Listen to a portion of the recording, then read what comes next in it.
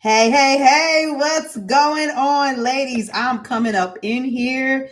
I got to talk to you guys. I've been commenting a lot on posts, and this time around, your girl is like, no, this is definitely conversation worthy. So, the first thing that I want to do is number one, say thank you to you guys for being extremely vulnerable, right? Because you're coming in this group, you're sharing what you're thinking and how you feel about some really sensitive topics because we're talking about how you're handling yourself in business, how you feel about money, self esteem, the whole nine, right? And when you volunteer that information, then you know that it's open for scrutiny, right? Anybody and a mama may comment about it here in the Authentic Collective. And so I'm actually making this video live on YouTube. You know, some of the videos that I do in this group, a lot of times I leave them private, even though I create them in YouTube. And so I want to talk to us because we've got to get out of this mindset of only leaving behind generational wealth, but actually living the legacy. See, we want to leave the legacy, but we don't want to live the legacy. And I want to challenge some of our thinking because it's taking us to the next level. Now, of course, you guys already know I come in here with some really, strong thoughts, strong opinions. I'm not trying to make anybody think or feel or do anything, but it just wouldn't be the same, right? If we didn't have someone challenging us to go up a level. And so let me explain where this comes from to get you all up to speed. So a post was shared in the group, and for Wealth Wednesday, it says it's time to dig deep into your money mindset. And the question said, if money wasn't an issue, what would you buy? And then there's a list of different things, timeshare, vehicle, what in the world would that be? And one of the individuals gave a really powerful response that I do agree with, but it also still shows a very limited mindset towards money, and it doesn't follow in with living and leaving a legacy. And so let me just say this before I get to breaking some of those things down. Please understand that the reason why black people have generational wealth created, but it usually doesn't get beyond 1 to 2 generations, is because we usually don't know what to do with it. I mean, you can think about it. What did we try to do? We tried to take away some of the burdens that our children dealt with. And now some of us are looking like, I think we spoiled them too much, right? Because we didn't want them to necessarily have to go through as much BS. We didn't want them to have to work as hard. We thought some of the things our grandparents and our parents did was too over the top. And so we didn't model what should be done. Many of us, we were like, yeah, unlike here's an example. Everybody didn't experience this, but who's been a kid and got birthday money? And then your parents was like, I'll take that. You know what I'm saying? And sometimes if you came from my era, everybody didn't go through this. Your mama, auntie, cousin, them might have actually been broke, robbing Peter to pay Paul, and needed that money to put it on the bill, and might have looked at you like you was crazy. Like, as much as I do for you, child, you be like, where's my birthday money? That's just one example. Well, we get older, we become our age, and we have our kids, and we like, I'll never do that.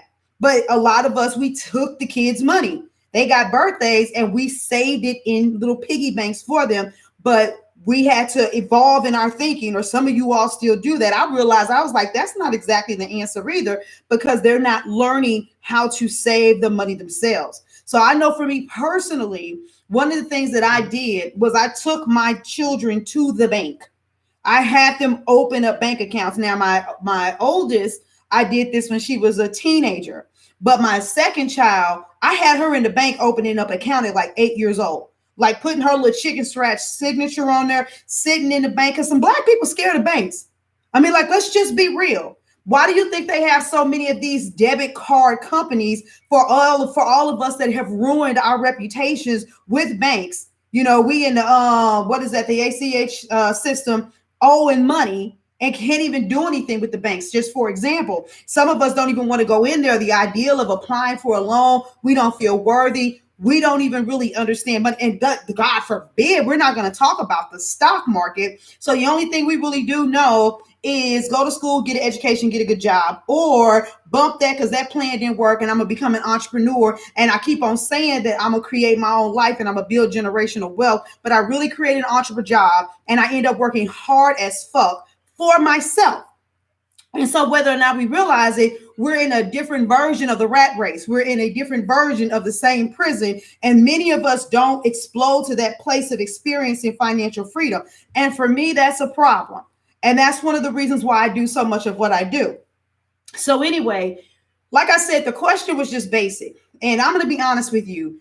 The inability to dream and the lack of desire is often coming from a very limited money mindset. So if I ask you a question, I say, hey, if money wasn't an object, what would you buy? And then if you go on, this is just an example. I'm not picking on this person. I'm deriving this topic because of what they put down. If something hits home and there's some conviction, that is something completely different. But I know other people who say stuff like this, and what I'm about to say, I know that this applies to you. So for the queen that put it in the group, I'm just putting my disclaimer again.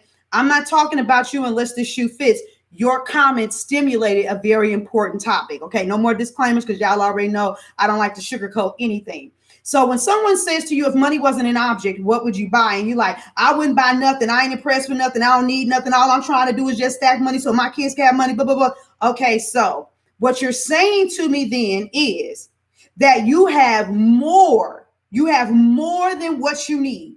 You don't need for anything. You're not looking at your underwear drawer and being like, damn, I don't know when the last time I wore some panties and these a little elastic, it's getting too loose. That means you're not sitting there making do with holes in your socks. That means you're not, I'm talking about the kind of shit I've been through. Maybe I don't understand this. Maybe you don't know this. Maybe you ain't been through this. Even though you got them thick thighs and your legs been running together or whatever, you know what I'm saying? You didn't accept the fact that that's normal for the pants to fade in the middle and then for the threading to start getting thin and to have a little holes in it, stitch the stuff back up yourself. And you wouldn't even be saying, you know what? I would give me a decent wardrobe of clothes so I wouldn't have to be worried about the way I sit. So that something isn't exposed, that what I have is tattered. And nobody say you had to go buy Gucci. You might still want to be very conservative with how you spend and go to some place like Target, but you're not trying to buy True Religion, but you are trying to make sure that you have adequate clothing. You've not once, ever had to think about your groceries. There's some of us that, I remember there was a season where I was like, I want to eat better food, but it felt like eating vegan was expensive or vegetarian was expensive to get the kind of items that I've wanted. We all have these moments where it's like, damn it. You know what I'm saying? If I didn't have to deal with this putt-putt, I want a stable, good riding car. That doesn't mean you have to want a Bentley. You know what I'm saying? But if you want to say, you know what, I don't want a car note. I want to be able to pay cash for a vehicle. And when I say pay cash, that doesn't mean I'm finding the best of what I can get for the money that I got from off a used car lot. You could still be very educated because we know cars depreciate with value. But what in the world does that have to do with you wanting a decent car? If money wasn't an object while you're here right now, the house that you have, is it adequate? Will it house your family or will it leave your family with a legacy? Do you want the bigger home where there's enough room for expansion and growth for your children and your children's children, if they can stand each other, to all live in the same home, but not because all of the kids are in one room with 3 sets of bunk beds, or some people are sleeping on the couch or sleeping on the bed. And so when the question is asked, what do you want?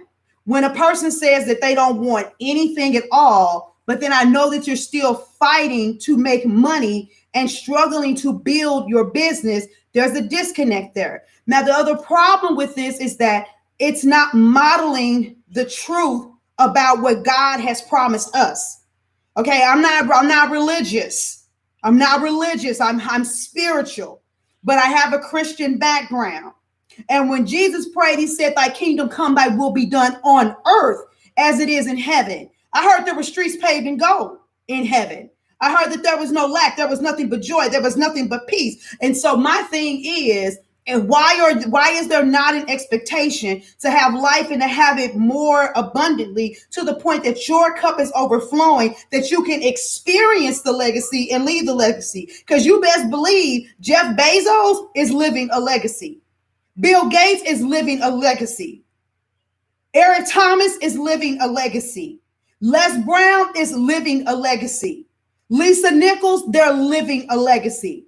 And they're leaving a legacy. And part of that legacy has to be wrapped around money management, because at the end of the day, our children are still going to have a taste for desires. Even if you just happen to be, because some people are minimalist and frugal by nature. Minimalist and frugal by nature. And so if you're like, yeah, you know what, I would get a new car, but my new car would be a Kia. Versus somebody else, I would get a new car, but it's going to be a Benz. If everybody has a different preference, and if we're not showing our children how to manage money and to reward themselves and to get some things that they want, and also understand how to stack that money and let that money work for them, we're not really leaving a legacy behind. We're leaving pain behind, and they're going to take that legacy and they're going to suck that shit dry, and there's not going to be anything left for their children. Because they haven't been birthed in, raised in, and groomed in an atmosphere that says, let's keep this thing going. And so we have to be really careful, because a lot of times what we see when we're looking at people and the way we then judge things for ourselves, that shows more about our judgment than it does about what we truly, really desire. There's a level of suppression with that. So, I know people use money to buy stuff that's not, worth anything, and it's just flashy and all of that stuff. But I didn't ask anybody. I didn't ask you, would you buy stuff and be flashy? I just said, if money wasn't an object, what would you buy? What is that thing that you would want? And so when you automatically start thinking about all of the people that are doing something wrong with money, as opposed to thinking about all the people that do something right with money, that's showing a limitation on your thinking. And at the end of the day, even though the post gave examples of things, what about the examples of experiences? If money wasn't an object, would you potentially buy an entire city block? Buy all of the 2-family flats, all of the houses on a city block, and get them renovated and have them up to par, so that all battered and abused women can come and have a whole home to live in with their kids and not have to worry about rent and foot the bill for them for 6 to 12 months, while you also put them through a job program and something like that. So when you see certain questions, a lot of times what happens to people is, because of your limited thinking and because of your judgment, you can only see the question one way. So if the money was an issue, what would you buy? Your seat at the table, timeshare, luxury home. Then if your mind is automatically triggered like, oh, that's all of that is just stuff, that's just things. It just said, what would you buy if money wasn't an issue? Would your opinion be different? Did I have to shape your opinion by putting up there homes for, the homeless, food for the hungry? You know what I'm saying? Because honestly, I don't know about y'all. And I do a lot to help people financially, as well as with the way that I serve. And so there are still some things that I have not done that I will do when money is not an object to me. And so you got to really think about that. A lot of times what we like to do is we like to blame the positioning of the question on the person that asked, instead of accepting the fact that we have our mindset in a certain place. It makes me think about one day I had said something to a sister, and I was like, yeah, we need to talk about money. So what's your money mindset, or what you think when I bring up money? And in her and some other women was like, oh, lack and pain and debt. And she was like, well, usually when you talk about stuff, you hype. You know what I'm saying? But, I think that the reason why people respond in this way is because that's the energy you brought to the table. And I'm like, no, that's not true. Because if I said, man, what y'all think about marriage? If a person is living a good marriage, they're not going to be like, yeah, well, marriage is kind of shit. It'd be like, what you mean? Why are you asking like that, girl? I've been married for 20 years and it's had its hard times, baby. But I'm so glad I'm with my boo. Or like if I said something about, like I know a sister that love Papa Do's, if I be like, yeah, don't y'all think Papa Do's a little overrated? Overrated? What you mean, girl? That's my favorite spot. And so when we don't really want to face our shit, We will have a tendency to say that someone else's energy and positioning has positioned our answer instead of owning up the fact that no, at the end of the day, we have stuff that we have to work on. So when you answer questions about yourself and you talk about other people, then that means that you've got work to do. I know that we're suffering. I know that people don't have life insurance. I know that people aren't saving for their children. I know that people don't have true investments in real estate and so on and so forth and have multiple streams of income. But that's not what we're talking about. We're talking about what about you?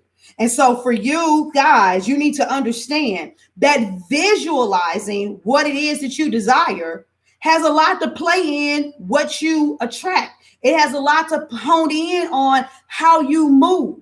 Like I see, look, I'm telling you guys, I got a whole freaking chart on my wall that says how many members I need at every single tier in my FMB group, how many one-to-one clients I need, how many summit tickets I need sold for every single event this year, how many people that I need every time I launch the Capture Live Video, capture more clients with live video workshop in order to hit my income goal for this year. It's sitting right there. And in my mind, I'd be thinking to myself, okay, and so I got it, and I see what the deficit is. And then I got another chart over here with some other stuff, but I got everything written down so I could be like, okay. And so I keep on attracting these notifications of payment received. I see a certain amount of people at a tier in my group. Well, there's some people that's at the bottom tier that are already saying I need to work up to go to the next tier, which then leaves room at the bottom tier for people that don't know me as much to invest at a lower level. While those people are coming up, other people are coming up under. And I said that it had to work that way, but the universe began to align different opportunities for me where I'm getting feature appearances where it's going to be easy to funnel people in to some of these offerings. And because I'm visualizing what I want to do with the money, it keeps coming to me. And it's not just about making the money. It's also about what I'm doing with the money. And I feel joy when I get it. I have people that I work with, and the way that I pay them faster than they can ask for their money because I want the universe to know that I really appreciate them. And because I have joy in paying that invoice, then God's going to have joy in giving me more money to pay other people more money and pay them more money to do more things for me. And that's another thing. If you have more money, would you have more employees? Like if you have a brick and mortar business and you like, fuck it, I got muscles and my daddy taught me how to cut grass, I'm cutting grass. Would you, if the average rate to cut a front and back of a yard is $65, would you pay above industry standards? Would you be like, forget that. I'm going to literally pay them $100. I'm going to raise that by 35 and make that the standard. And I'm going to hire someone and I'm helping the economy expand because I created a job for somebody. So when you have this hoard and hold mentality, you have to really ask yourself, do I really have the capacity to build generational wealth? Because when you hoard and hold, there's a level of fear that's typically rooted in that it'll go somewhere. And it's only a matter of time. That's why emergency funds and rainy day funds really do end up having to be soaked up with an emergency or a rainy day. Because we're holding and hoarding. Some of us will even say that we're investing, but as soon as the shit hits the fan, because we don't know how to create wealth, we begin to chip away and pull away from what was supposed to be set aside to continue to keep on building. But when you've got this well-rounded perspective that says that I'm capitalizing, I'm building over here, and until it's really at this amount, it ain't going to be touched. And this right here, this is investment. So it ain't being touched for 10 to 20 years. It's going to be left. And in the meantime, in between time, I got this skill set that I can do that right now, immediate money. It's a collective concept. There's not just a one way to do this. And you've got to be thinking about it from more than a perspective of just, I've created a business, I've created products, and I'm going to sell them, and I'm going to become wealthy. Because it takes so much more. So after watching this video and listening to everything I'm saying, everybody might not be willing to be honest in the comments.